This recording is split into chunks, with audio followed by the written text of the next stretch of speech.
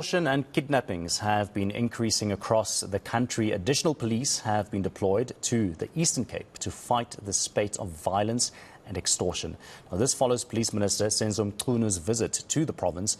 Business owners also claim to be living in fear as the protection mafia has been terrorizing their communities. For more on this, anti-crime activist Yusuf Abramji joins me now in studio to talk about this and just understand what is going on in our country. Let's start with the Eastern Cape, Yusuf. We've been seeing these extortion cases going rampant there. It is out of control at this point. And it also hits close to home when you know someone. And I spoke to someone yesterday and he said his grandmother had to close her spaza shop in Umtata because of this, what's going on there.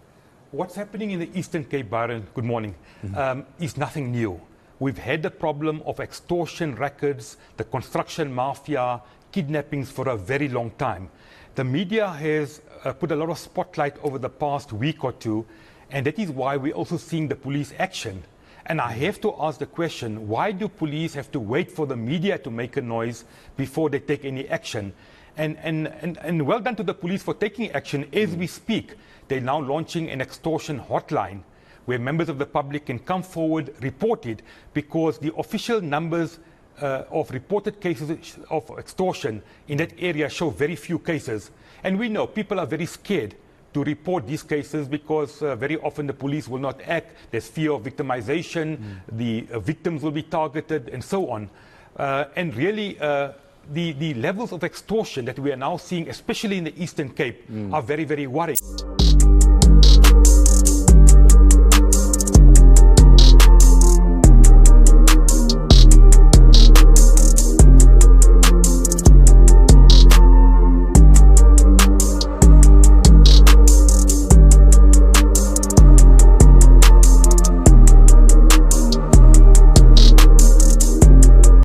Cyberbullying. A lot of women are taking videos during sex and the men threaten, for an example, to expose those videos in order to keep them in relationships or to extort money from them.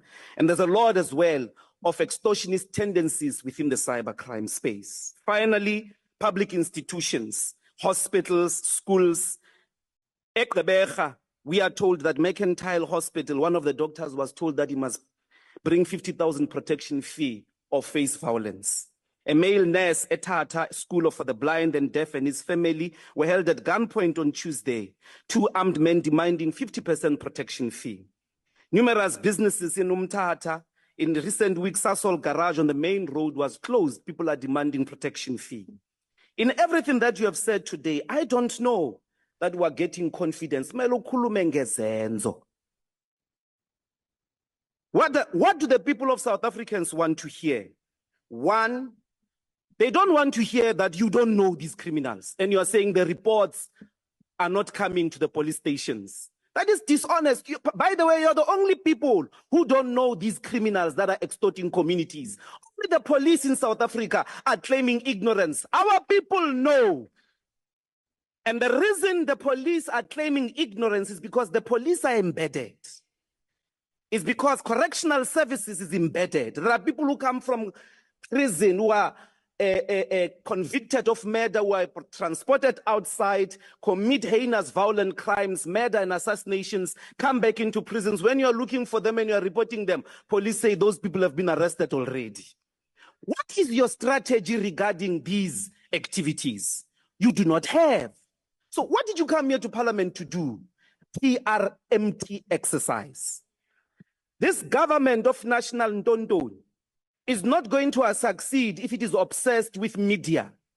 You've got to have a comprehensive, concrete strategy that is based on the lived experience of our people to combat crime. Don't come here for a PR stance. You don't have a strategy yet, and it's Katsakosia. What must be done?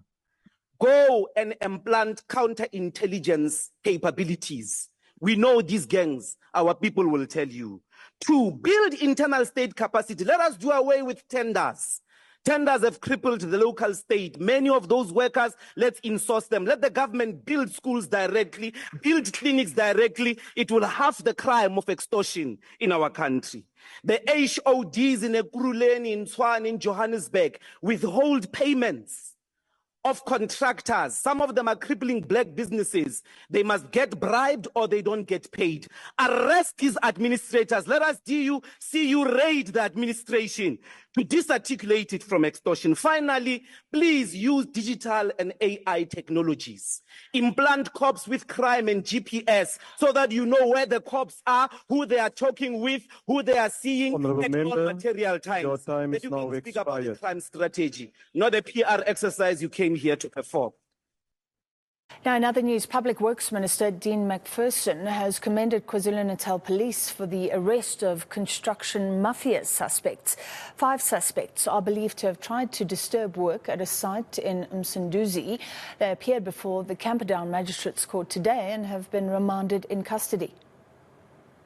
I welcome and commend the South African Police Service under the leadership of the Provincial Commissioner, General Mkhwanazi, for the work that they have done in arresting 5 people linked to the construction mafia. I was there at the Camperdown court and there was a lot of toing and froing, and eventually the SAPs and the prosecutors were able to remand these 5 people in custody for further investigation. I've also been informed this morning by the Provincial Commissioner that another person was arrested in the Point area for trying to intimidate construction workers within the Point area.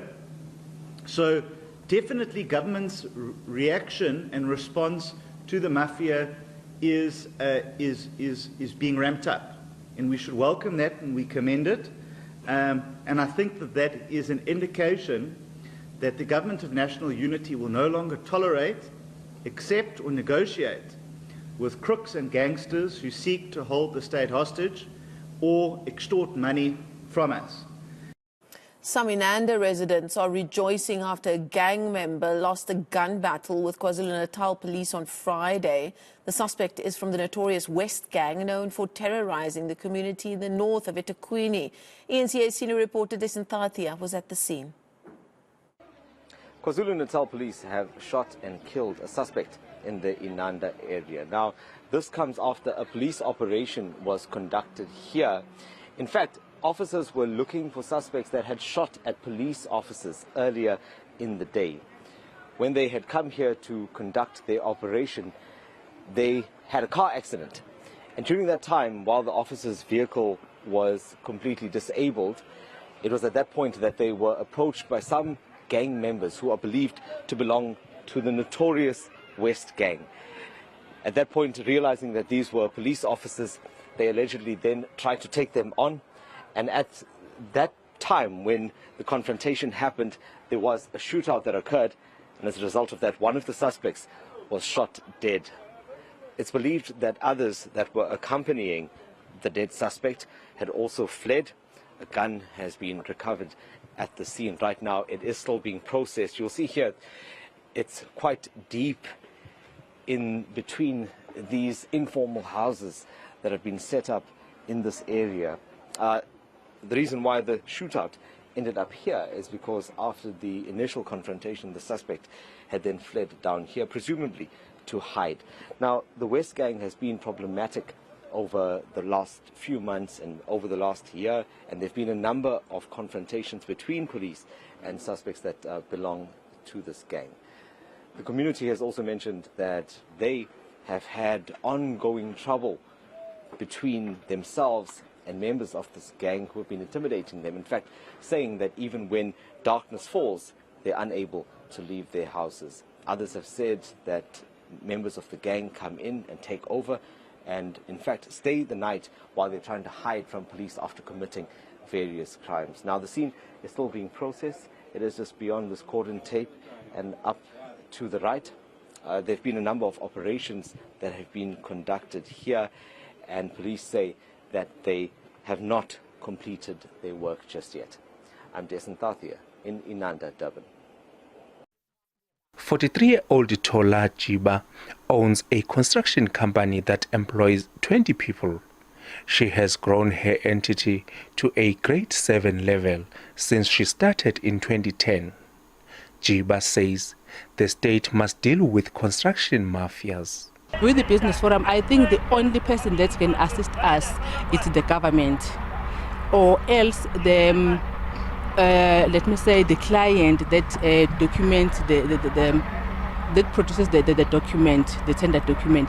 They need, as much as they do specify on the document that they represent for a certain amount of tender value, they need to stick on that one.